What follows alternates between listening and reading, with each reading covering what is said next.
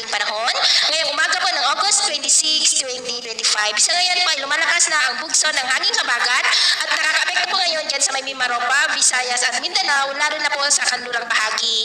At ang sama ng panahon naman ating binabantayan, base po dito sa weather model natin ginagamit, ay nasa silangan na po ng Bicol Region, about 323 km east ng Catanduanes. At posibleng maghapon na nandyan lamang sa silangan ng Bicol Region habang patuloy pa rin itong hinahatak ang habagat. Pero posibleng mamayang gabi hanggang bukas ay tawidin na po niya ang kalupaan ng Central Luzon at sa Huwebes, posibleng nandyan na po sa may West Philippine Sea at posible rin na lalakas bilang bagyo at tatawagin po sa local name na bagyong Jacinto pero papalayo na po. At ito naman ay pinapakita ng forecast model nating ginagamit hanggang po sa susunod na 2 linggo. Sa lagay ng ating panahon, ngayong madaling araw ay may mga isolated rains, ilang bahagi ng Cagayan Valley, ilang bahagi ng Calabarzon, Metro Manila, Bataan, Bicol Region, Mimaropa, Samar, Leyte, Bohol, Cebu, Negros, Panay Island, Caraga, Sulu Archipelago, Zamboanga Peninsula, Sarangani at Davao. At mamaya ay sisikat naman po ang araw sa malaking bahagi ng bansa pero dahil sa sama ng panahon at ng habagat ay asahan pa rin ang maulap na kalangitan with isolated rains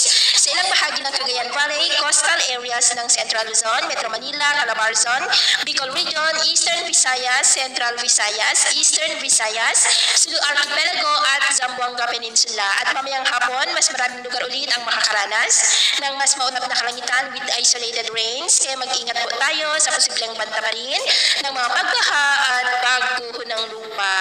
At sa atin naman pong mga baybayin, wala naman po tayong nakataas na namang gale warning signals, pero bayong pag-ingat lamang po kung papalaod tayo para po mas makaiwas sa mga sakunang pangkaragdagan.